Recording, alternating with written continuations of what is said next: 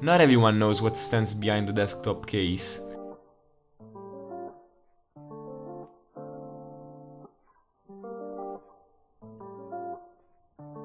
So let me first open it up and explain some of the basic components that make the system work. Now this is the motherboard, the main component where all the other components are placed and also where the data travels to make the computer work. The most important element on the motherboard is the central processing unit, the CPU. It is basically the brain of the system. That means it's where all the data is processed before going somewhere in the memory. Talking about memory, the processor has its own memory and it's called cache memory. It is the fastest memory besides the registry, but it has very low storage capability. The other memories are primary and secondary. So let's first talk of the secondary ones. The hard disk is the memory where all permanent data is saved, and whenever a program gets executed, it loads up in the primary memory. Those two things right here are the RAM, the primary memory, whose main task is to store temporary data and load up the operating system on PC startup. What is an operating system? The operating system is a collection of programs that lets the software communicate with the hardware of the PC in order to perform the various tasks requested by the user. To issue commands to the operating system, the user needs an interface. In every operating system, there are two types of interfaces: graphical user interface and command user interface. When using a command user interface, the user has to write commands to issue to the computer using a keyboard, while when using a graphical user interface, you can issue commands just by pointing and clicking the icons on the monitor. There are various types of operating systems.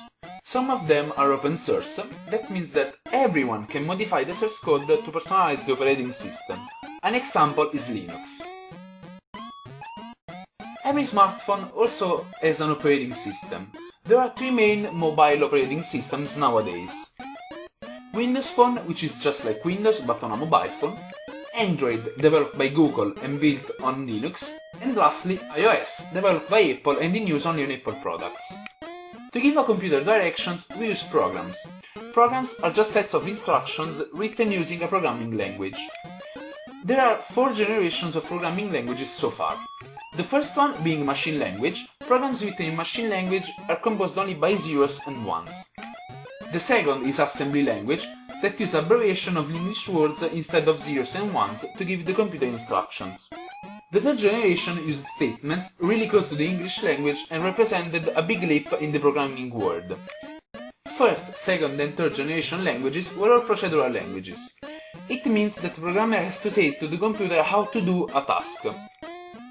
And finally, the fourth generation. Fourth generation programming languages aren't procedural. It means that the user doesn't have to say how to perform a task, but just what the computer has to do. Common fourth generation languages are query languages. What are query languages and why do we use them? They are used for the management of databases. The standard query language is SQL2 or SQL, pronounced SQL, that came from the previous query language named SQL, defined by the code at IBM. Queries define an operation to be performed by a database manager system. Every query is made up of a verb that expresses the action to perform, a predicate object which fills names, a prepositional clause that defines the object of verb. Queries can be classified as select queries, which operate on data, and action queries, which modify data. Both types of queries are used by database managers that are the software used to manage the data in databases.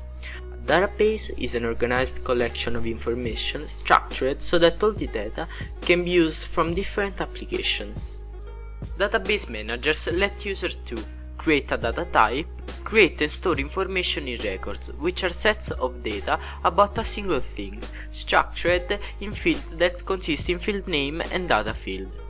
Carry out queries, perform calculation, logic test and or not, and parse text data.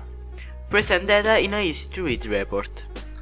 But before storing any data, the record must be designed using a database manager. you must specify the field's name and data type, which are numeric, that contains numbers, character text, that contains alphanumeric symbols, data, and logical.